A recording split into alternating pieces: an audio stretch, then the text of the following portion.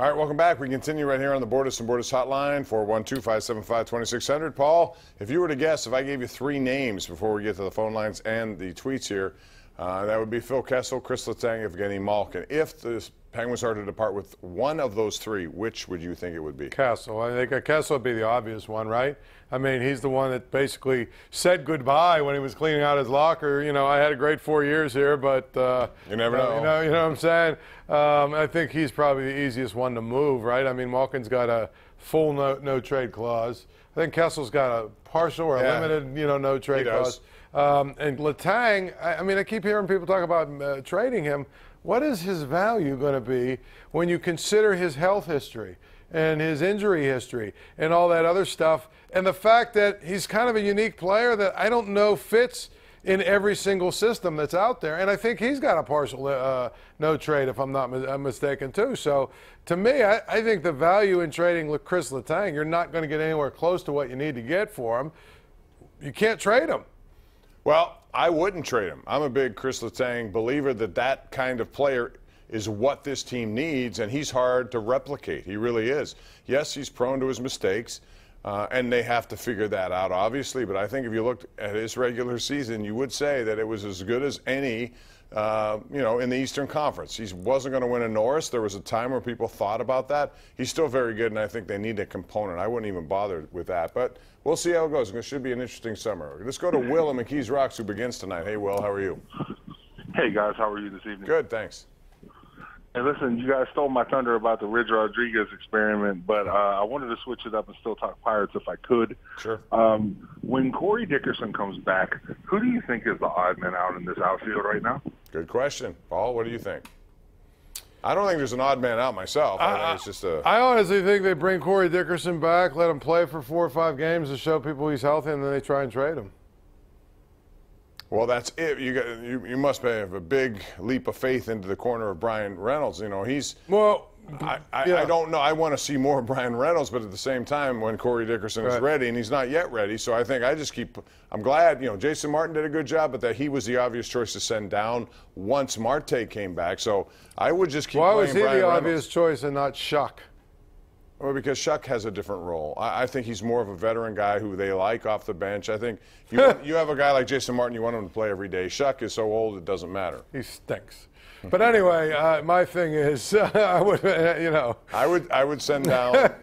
I think Martin was the right call. But what do you? I mean, I'd play Reynolds. I would play Reynolds, and I would play Reynolds there, and I would actually just trade Corey Dickerson. He's not going to be here next year.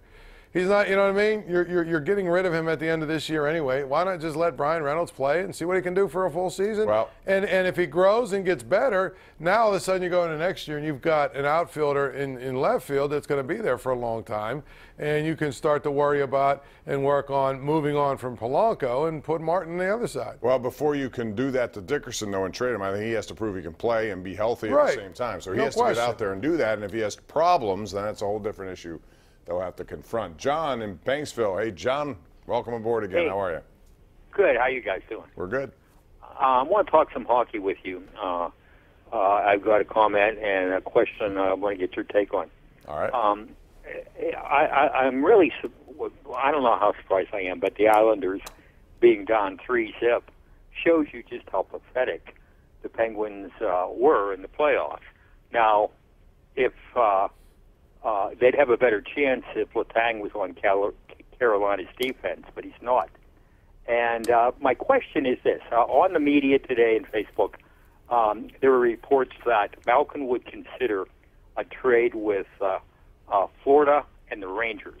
Now, my question to you guys is, would you do that? I mean, keeping him in the East and trading him to one of those teams. I don't think the destination necessarily would bother me. It would be what I would get in return. I'd have to be sure I get what I believe is what I want for my team.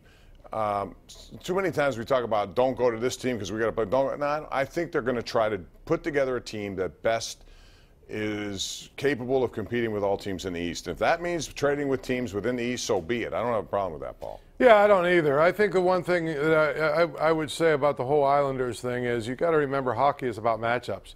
And we talk about it all the time. It's like basketball in the sense that matchups really dictate everything. So we can sit here and say, well, the Penguins were pathetic, but the bottom line is the Islanders are exactly the kind of team that give the Penguins fits and always have. So it's a bad matchup for them. And in Carolina, they ran into a really hot team in Carolina. Cal Hammer1 has a good point. We forgot about him. He says, come on, guys, Reyes is the obvious choice to go down when Dickerson comes. That's true. Pablo Reyes should not be here right now the way he struggled. And so he would be the logical choice. Thank you, Cal Hammer. Well, he would, but under your theory, and you're right, Bob, you know, Pablo Reyes is kind of a nickel and dimer. Mm-hmm. You want Martin to play every day and get as many at bats and reps. So having him up here sitting on the bench makes no sense. Having Reyes up here, who cares? I mean, he's not a guy of the future. He was one of those guys who played last September, and people thought he was going to be a guy of the future. But those games have a different. I never thought that. Well, a lot of people did at the time, and that's one of the reasons why he's on the roster, even though he's shown that he's not ready, he needs more work. Jim in South Hills. Hey, Jim, what's up? Well, I called to talk about the Pirates, and I actually called you guys a couple of nights ago, talked about fundamentals. Paul got all upset. He was waving his arms and all that stuff. It was beautiful. It was beautiful. But anyways, I'll tell you who has good fundamentals and has for a long time, and that's the Cardinals. God knows, I mean, I watch a lot of baseball. I'm an old guy, and they know how to play baseball, and I think it starts in the minor leagues. And just an example of a guy who last year, defensively, Corey Dickerson, we heard earlier in the year, average outfielder, we just got him, who won the Golden Glove. Yeah, you know why? He did everything right. He got the ball into the infield quick with it's not a great arm, and he was always ready to throw the ball to the right place. And the Pirates need somebody, a coach or somebody like that, to at some point in time get our fundamentals turned around. I'd like to hear what you guys say.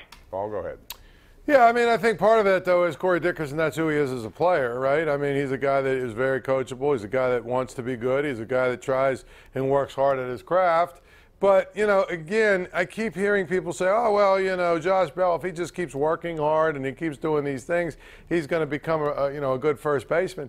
He's not going to become a good first baseman. He may be able to become an average first baseman, but he's not going to become a good first baseman because he just doesn't have the natural instincts to be a fielder, like to be a really good fielder. So, Dickerson obviously does, and he doesn't have maybe some of the things that you want from your left fielder, but he is actually pretty good at what he does. So, and a lot of that's because he works at it.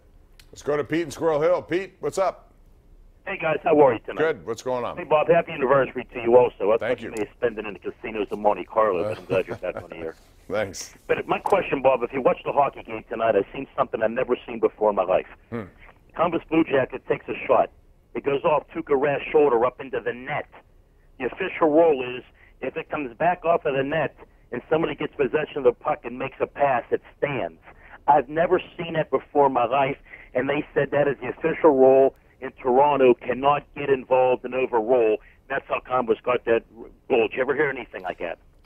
I've seen it before. I mean, in those kind of situations, it's hard to see it in a playoff game. It's just one of those things. I knew what happened. I knew it was the puck got deflected and it went up on top of the net. And if it comes off of there, it's still a live puck. But I mean, I've seen that before. I didn't know what the rule was until I heard it, too. So, I mean, whatever. Boston played harder regardless of that. I thought the Bruins did what they had to do on the road. They fired over 85 shots, I think, on Columbus in 2 games. They got to limit that if you're Columbus. That Boston has been the better team. We got to take a break. Chuck from Uniontown, you're coming up next, so don't go away. This is the Ireland Contracting Nightly Sports Call, Pittsburgh CW.